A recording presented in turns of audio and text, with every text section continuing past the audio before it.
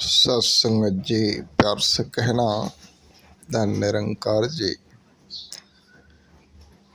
एक बात आती कि कोई तन दुखी, कोई मन दुखी, कोई धन बिन रहे उदास, थोड़ा थोड़ा सब दुखी, सुखी राम का दास। कि राम का दास बनने के बाद तन का दुख, मन का दुख और धन का दुख निकल जाता है जीवन से। कहते हैं कि इंसान सुखी हो जाता है। तो संसार में देखें कि दुख सुख का जुड़ाव जो है तन मन और धन को लेकर के ही होता है।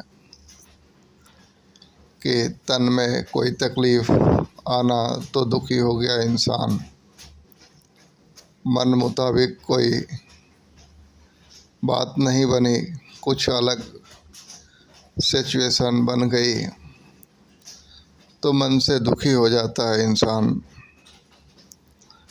और धन करके जीवन में दिक्कतें हैं, एक कमी बनी है, कोई काम नहीं हो पा रहा है, तो धन करके भी एक कमी वाला जो भाव है जिसके कारण दुखी महसूस करता है इंसान। तो ये तन और दुख का, तन और मन और धन का जो दुख है वो मिटाने का जो रास्ता है कि प्रभु को दास बन जाए, एक समर्पण भावना आ जाए कि मालिक सब तेरे करके है, तो जिस हाल में रखा है बस शुक्राना का भाव। लेकिन एक बात बहुत बारीकी से समझने की ज़रूरत है कि जब दुख और सुख तन मन धन को लेकर के ही हैं जीवन में, तो ये तन का, इस मन का और इस धन का प्रयोजन कैसे किया जाए, कैसे संभाल के जाए कि दुखों से निजात बनी रहे।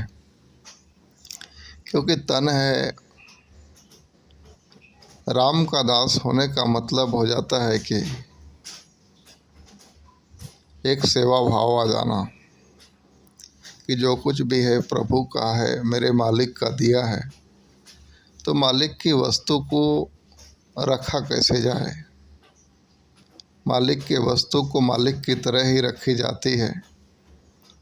वो ध्यान देने की जो ज़रूरत कि मालिक ने अगर तन दिया है तो तन को किस तरीके से संभाल किया जाए, कैसे इसको मजबूत रखा जाए या एक निरोग रखा जाए। तो वो समय पे खान पान, नहाना, एक मेडिटेशन, योगा या एक्सरसाइज, या हमारे मिशन में भी जो सेवा दल अधिकारी कहते हैं कि भाई रोज़ जो अपना पीटी है वो हमें करनी है जिससे हेल्थ मजबूत रहे। तो इस तन का उसी तरह से ध्यान रखें कि ये प्रभु का है। एक दास भावना आ गई कि मालिक का सब कुछ जो है ईश्वर का है, तो उसकी दी हुई चीज़ों का जब हम जीवन में इस्तेमाल कर रहे हैं और इससे सुख की आशा कर रहे हैं तो इसका संभाल भी करना होगा। तो इस तन का अगर ध्यान दिया जाए तो तन करके दुख आना ही नहीं होगा, तन हमारा तंदुरुस्त रहेगा तो यहाँ से खुशियाँ प्राप्त होंगी। और मन, कहते हैं कि मन को इस तरीके से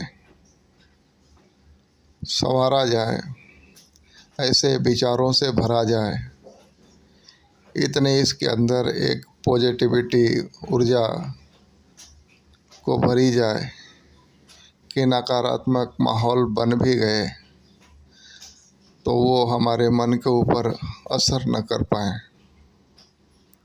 क्योंकि मन से अगर मजबूत होंगे, मन में वो पॉजिटिव भाव होंगे, वो एक उजाला होगा, एक प्रकाश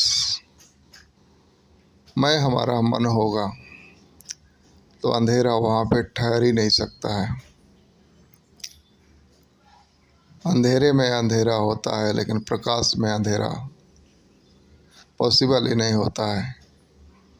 हमारा मन कमज़ोर रहेगा तो कोई बातें हमें दुखी कर जाएंगी, कोई माहौल हमें परेशान कर जाएगा।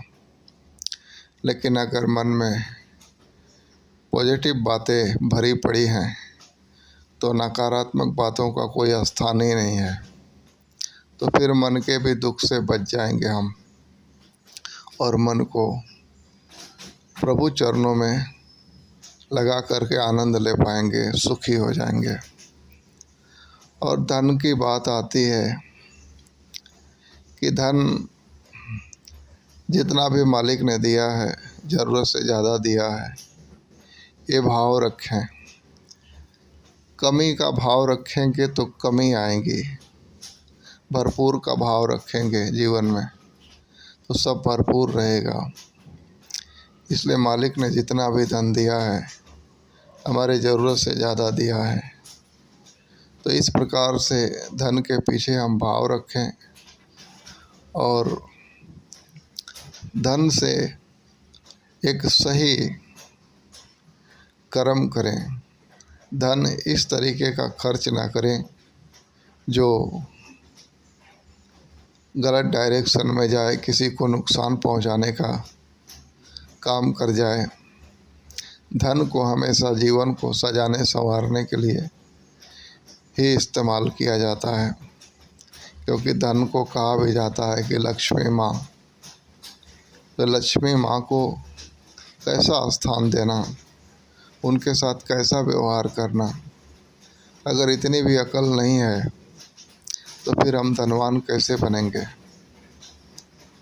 तो ये सब तन मन धन की जो व्यवस्था है, इसको कहीं न कहीं सही तरीके से समझने की ज़रूरत है। और ये बात तब समझ में आ जाती है जब हमारे दो नैना बाहर की दुनिया से हट करके हमारे आंतरिक दुनिया में जब जाते हैं, जब हमारी दृष्टि हमारे ही कर्म पे, हमारे ही व्यवहार पे जब पड़ती है, तब जा कर के ये बात बनती है और ये सारी समझ आती है।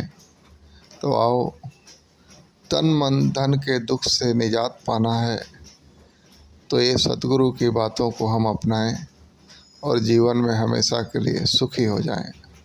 प्यार से कहना, धन निरंकार जी।